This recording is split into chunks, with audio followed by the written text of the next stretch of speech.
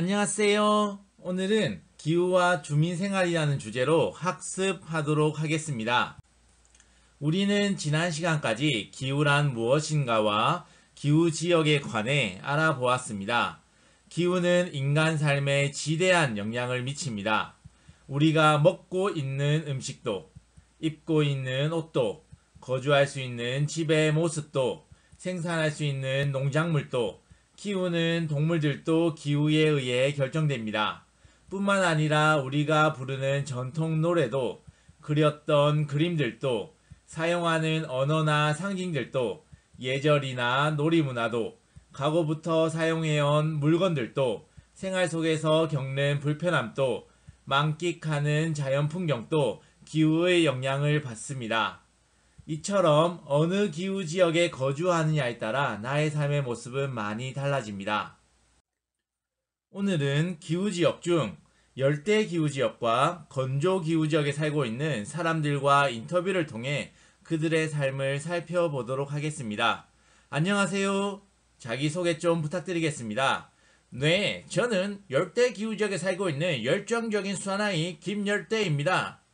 열대 기후는 어떤 기후인가요? 열대기후는 가장 추운 달 기온이 18도가 넘는 무더운 기후로 1년 내내 비가 많이 오는 열대 수분 기후와 건기와 우기가 반복되는 사바나 기후로 구분됩니다. 열대 수분 기후 지역에는 정글이 형성되고 사바나 기후는 긴 풀이 자라는 초원에 나무가 드문드문 분포하는 모습이 나타납니다.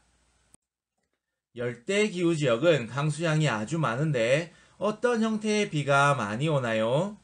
스컬이죠. 스컬은 강한 햇볕을 받아 데워진 공기가 상승하여 내리는 열대 지역의 대류성 강수입니다.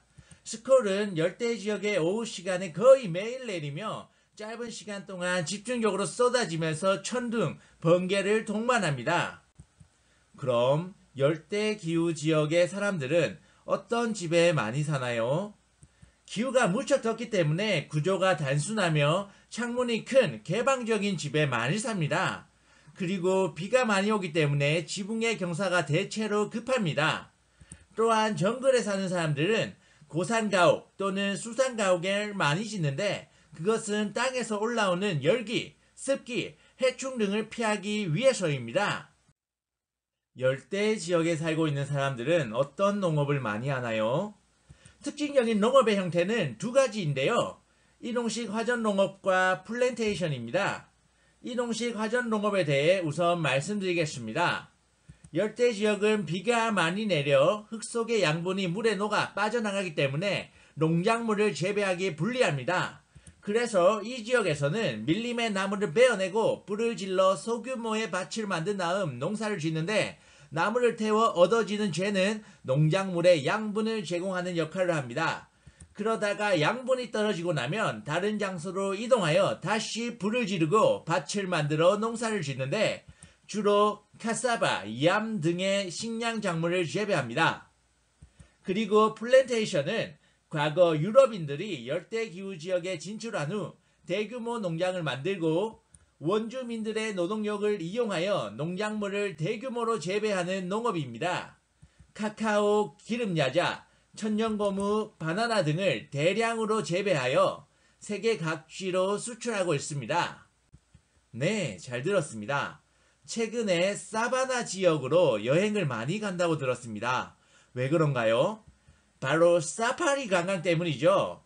사파리 관광은 자연 속에서 살아가는 야생 동물들을 자동차를 타고 다니며 구경하는 것인데 사바나 지역은 각종 초식 동물들이 풀을 찾아 모여들고 이들을 먹이로 하는 육식 동물들이 따르면서 야생 동물의 천국을 이루기 때문입니다.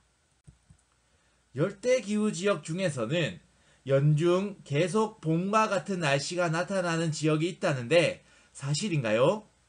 네, 바로 열대 고산지대입니다. 아시다시피 기온은 해발 고도가 높아지면서 낮아지게 됩니다. 따라서 열대 기후 지역의 고산지대는 1년 내내 온화한 날씨가 지속되어 사람이 살기 적합한 기온 환경이 형성됩니다. 그래서 잉카 등의 고대 문명이 열대 고산지대에서 발달하였으며 오늘날에도 열대기후 지역의 많은 대도시들이 고산지대에 위치하고 있습니다.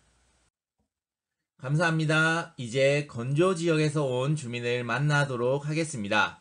자기소개 좀 부탁드리겠습니다. 안녕하세요. 저는 건조 지역에서 온 메마른 사나이 이건조입니다. 목소리가 좀 건조한가요?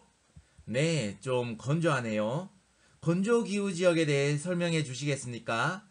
건조기후 지역은 연 강수량이 500mm 미만인 비가 적게 오는 기후지역으로 나무가 무성하게 자라기 어려운 기후지역입니다.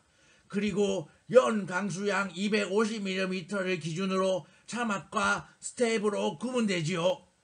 사막에는 식생이 거의 자라지 않아 항무지가 형성되고 스테이프에는 짧은 풀 초원이 형성됩니다.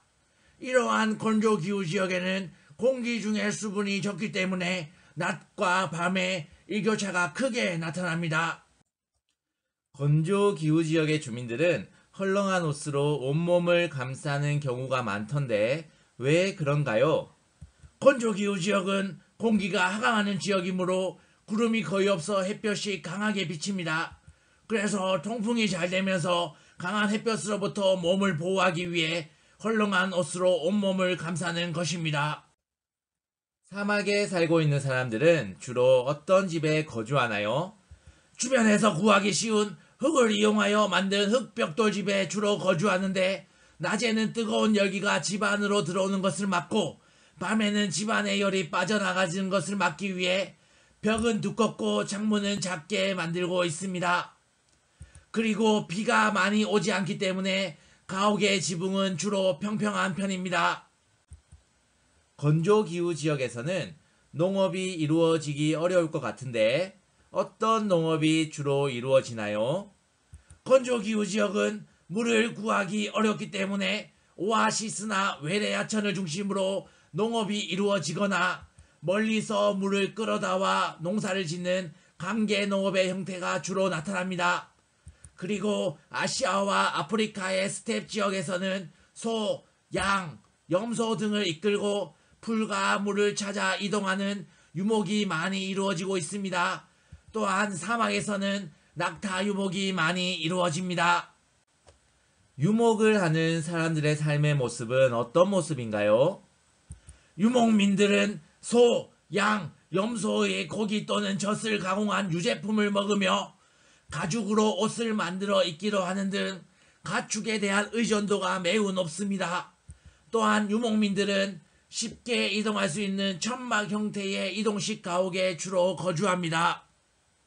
네, 이건조씨 감사합니다. 다음 시간에는 온대기후, 냉대기후, 한대기후 지역에 살고 있는 사람들을 직접 만나 그들의 생활에 관해 알아보도록 하겠습니다. 감사합니다.